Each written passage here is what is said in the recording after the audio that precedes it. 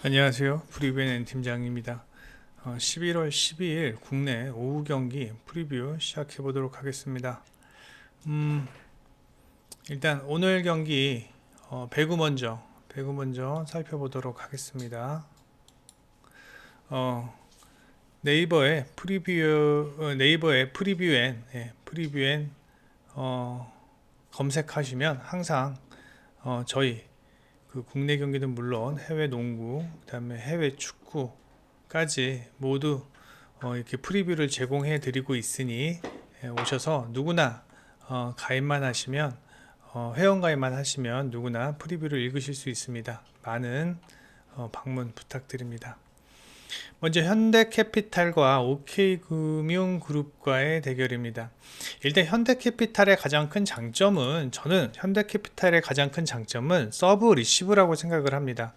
서브 리시브가 워낙 안정적이기 때문에 양쪽 윙에 오레올이나 허수봉에게 공을 띄울 때 상당히 좋은 양질의 토스가 제공이 되고, 또 종종 중앙 공격을 하면서 상대 블로커들을 충분히 흐트려 놓을 수 있는 그러한 것이 이제 현대캐피탈의 장점인데, 직전 경기에서 오레올이 약간 좀 부상을 당한 것 같아요. 다리를 좀 저는 모습을 보였고, 그 다음에 점프력이 조금 낮아진 모습을 보여지면서 오늘 오레올의 어떠한 몸 상태를 충분히 체크를 해야 될 것으로 예상이 됩니다.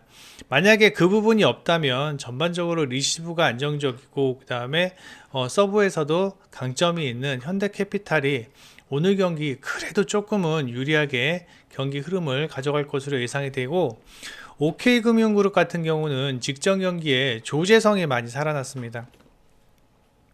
OK금융그룹은 워낙 레오가 잘 해주고 있는 상황에서 조재성이나 차주환 이 두 명만 조금 더 거들어 준다면 충분히 좋은 성적을 낼 수 있는 팀임에도 불구하고 조재성과 차주환 중에 차주환은 아직 조금은 지난 시즌만큼의 성적을 보여주지 못하고 있지만, 조재성은 직전 경기에서 폼이 올라오는 모습을 보여주면서 OK도 이제 서서히 조금씩 경기력을 찾아가는 모습입니다.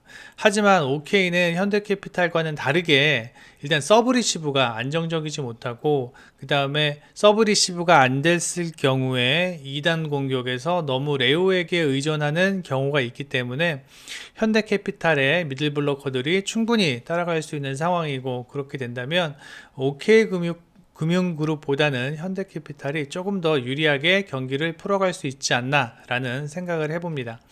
다만 아까 서두에도 말씀드렸다시피 오래오래 몸 상태가 썩 정상이 아닐 것으로 보아 오늘 경기 박빙의 경기 예상하며, 저는 이 경기를 현대캐피탈의 승리와 오버를 예상하는데, 오버에 조금 더 포커스를 맞추는 게 좋을 것 같습니다. 그래서 오버와 현대캐피탈이 조금은 유리해 보이지 않나 라는 생각을 하면서 현대캐피탈 오버에 포커스를 맞추며 여자부 경기로 가보겠습니다.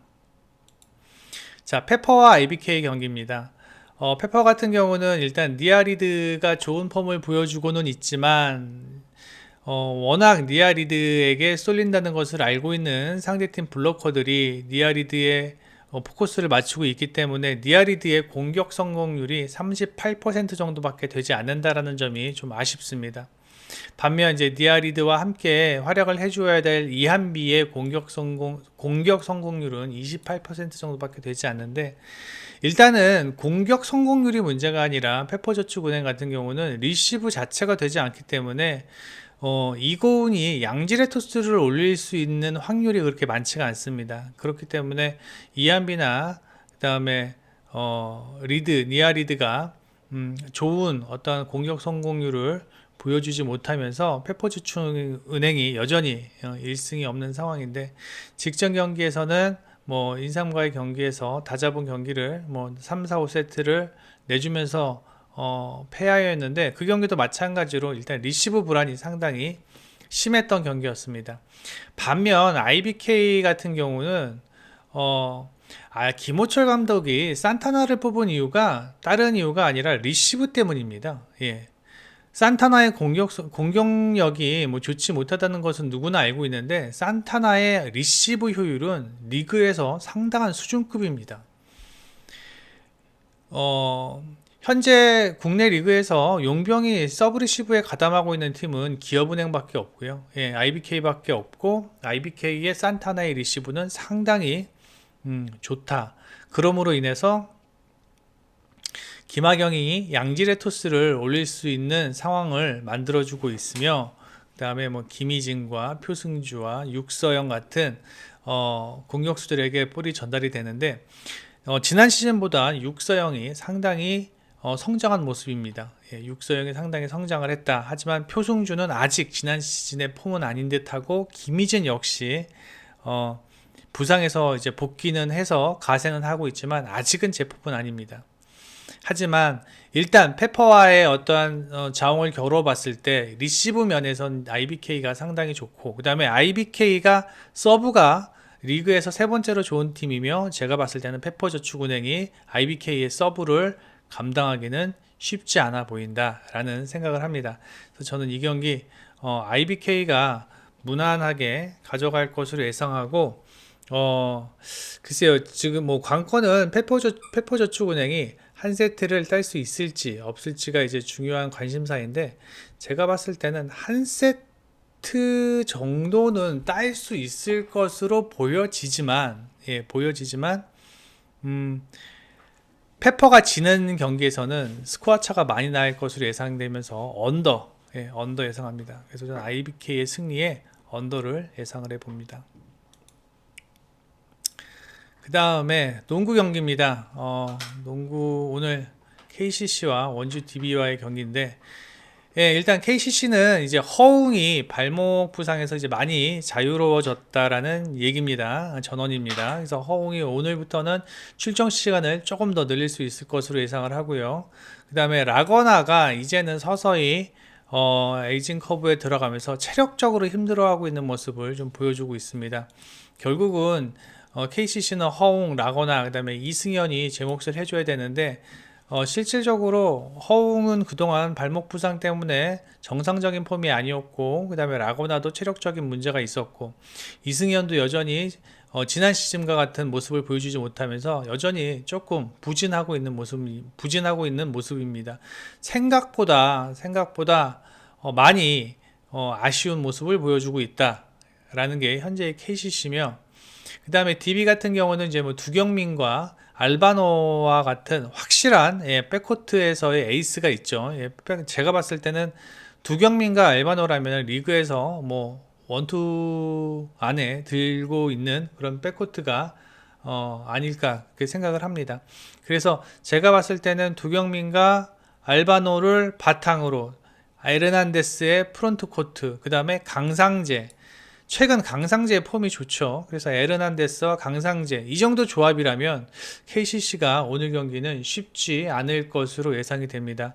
제가 봤을 때는 뭐 김종규가 DB에서 돌아왔다고 하지만, 사실 김종규가 돌아왔지만 정상 폼은 아니라고 생각이 되고, 김종규가 정상 폼이 아니더라도 일단은 강상재가 있다라는 것 그 자체만으로도 DB에게는 프론트 코트에서 충분히 경쟁력이 있을 것으로 예상이 됩니다.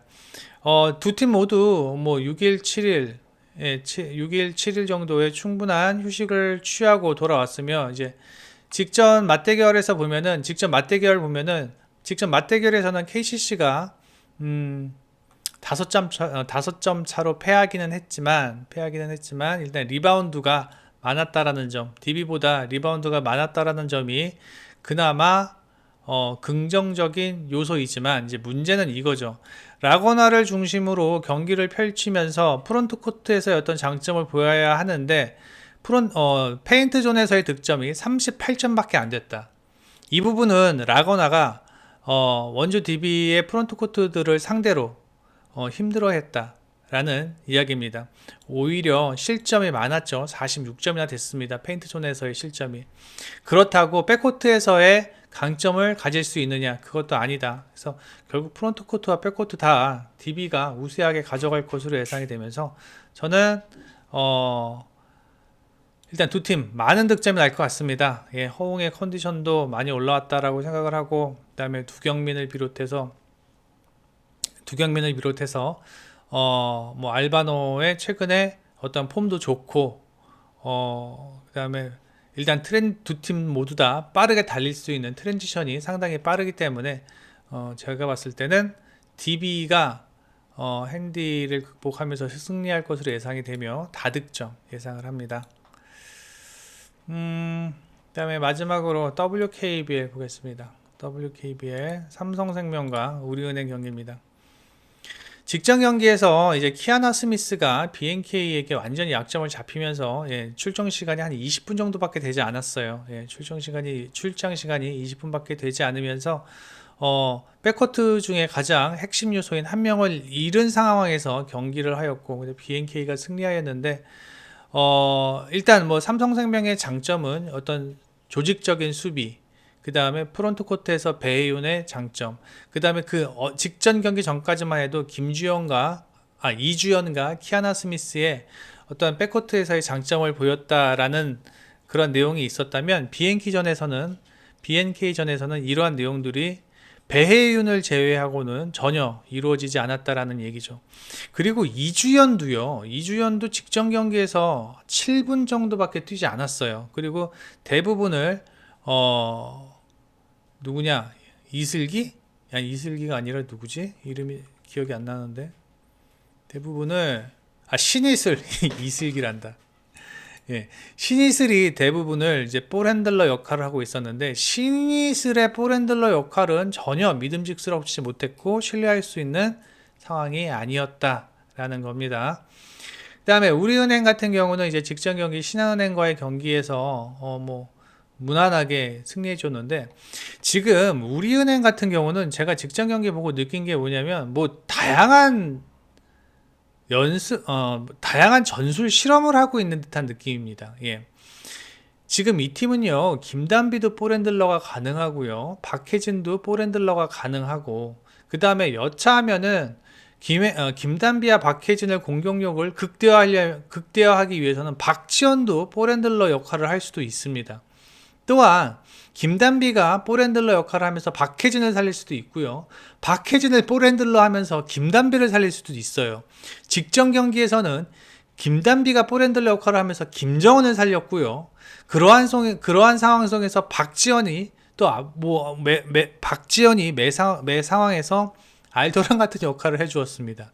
지금 뭐 너무나도 변화무쌍한 전술을 보여줄 수 있는 우리은행이기 때문에 제가 봤을 때 당분간 뭐 이 팀에서 부상이 나오지 않는 한 우리은행을 이길 수 있는 팀은 없다라고 생각합니다. 물론 KB에 박지수가 등장을 하면은 그때는 어느 정도의 자웅을 가릴 수도 있겠지만 저는 박지수가 나와도 우리은행이 보다 더 경쟁력 있는 경기력을 보일 수 있을 것으로 예상을 합니다. 오늘 경기는 우리은행이 당연히 승리할 것으로 예상이 되고 이제 문제는 핸디를 극복을 할 수 있느냐 없느냐의 차이인데 저는 중요한 게 지금 삼성생명의 볼핸들러가 이주연이 아니고 신이슬이다. 좀 무조건 우리은행의 마이너스 핸디캡 승리 예상합니다. 키아나 스미스와 이주연이 아닌 신이슬이 볼핸들러 역할을 하게 되면은 우리은행 사이드로 봐야 된다고 생각을 합니다.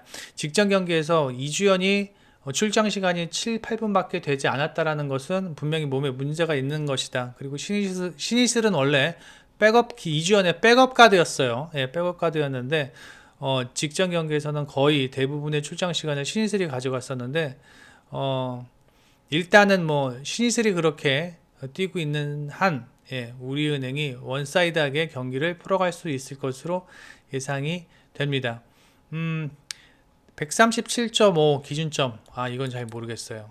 이거는 원오버가 될지 잘 모르겠는데 일단 우리은행이 마이너스 핸디캡 승리를 할 것으로 예상이 됩니다. 이렇게 오늘 오후에 있는 국내 경기 다 프리뷰를 해드렸고 네이버에서 프리뷰엔 검색해 주셔서 많은 방문 부탁드리며 그 다음에 저희 멤버십 가입도 부탁드리고 그리고 구독과 좋아요 혹시 부탁드립니다. 예, 이따 MBA 끝나고 저녁에 MBA 방송으로 다시 찾아뵙겠습니다. 예, 감사합니다. 프리뷰엔 N팀장이었습니다.